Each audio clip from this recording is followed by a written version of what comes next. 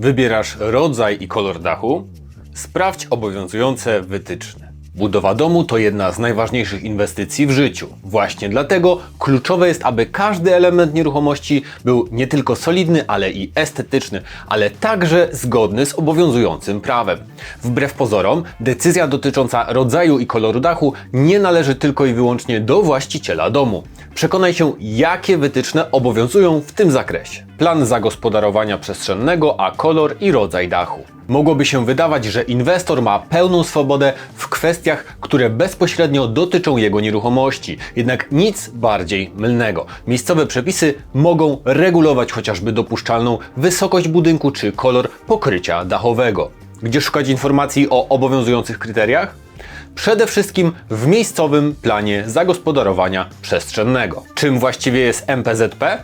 To miejscowy plan prawny określający m.in. przeznaczenie, dopuszczalny wygląd i wielkość budynków, które mogą powstawać na wyznaczonych działkach budowlanych. W MPZP znajdziesz również informacje o minimalnych odstępach, które muszą występować pomiędzy sąsiadującymi nieruchomościami. Jest to więc bardzo ważny akt w kontekście współżycia społecznego. Na jakich obszarach najczęściej występują ograniczenia? Ograniczenia związane z kolorem pokrycia dachowego wprowadzane są najczęściej w miejscach znajdujących się w sąsiedztwie parków krajobrazowych czy też narodowych, ale również w strefach ochrony konserwatorskiej. Szerszego wyjaśnienia wymaga również szczególnie ten drugi przypadek. Jeśli Twoja nieruchomość ma powstać w strefie ochrony konserwatorskiej, same przepisy NPZP mogą okazać się niewystarczające. W takim przypadku jeszcze przed podjęciem prac budowlanych powinieneś skonsultować się z konserwatorem zabytków. To właśnie on jest osobą decyzyjną, chociażby w kwestii rodzaju pokrycia i koloru dachu.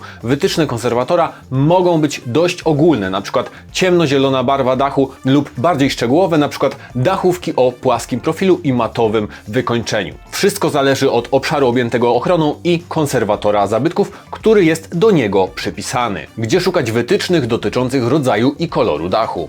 Miejscowe plany zagospodarowania przestrzennego dla większości miejscowości udostępnione są na stronie Biuletynu Informacji Publicznej. Z dokumentami możesz również zapoznać się osobiście w placówce Urzędu Gminy lub Miasta. Jeśli z MPZP wynika, że dany obszar jest objęty archeologiczną strefą prawnej ochrony konserwatorskiej, należy zapoznać się z informacjami dostępnymi na stronie Wojewódzkiego Konserwatora Zabytków. Zazwyczaj za kwestie związane z NPZP odpowiada architekt, który projektuje budynek. Pamiętaj jednak, że to na właścicielu nieruchomości spoczywa obowiązek spełnienia niezbędnych wymogów i to on ponosi karę w razie uchybień. Kary za złamanie przepisów.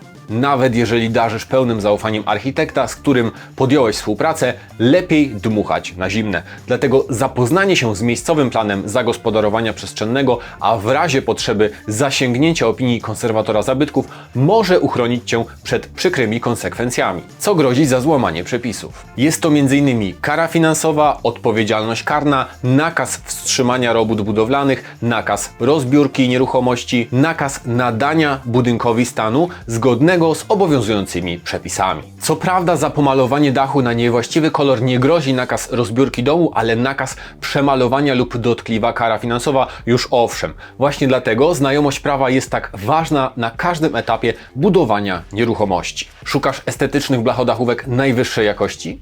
W naszej ofercie znajdziesz szeroką gamę produktów w zróżnicowanych, modnych kolorach. Postaw na sprawdzone rozwiązania i zabezpiecz swój dach na długie lata. W tym odcinku to już wszystko. Jeżeli Ci się spodobało, to zostaw nam suba. Ja zapraszam Cię na naszą stronę Hornwall.eu, gdzie poznasz pełną ofertę naszej firmy, a my widzimy się w następnym odcinku.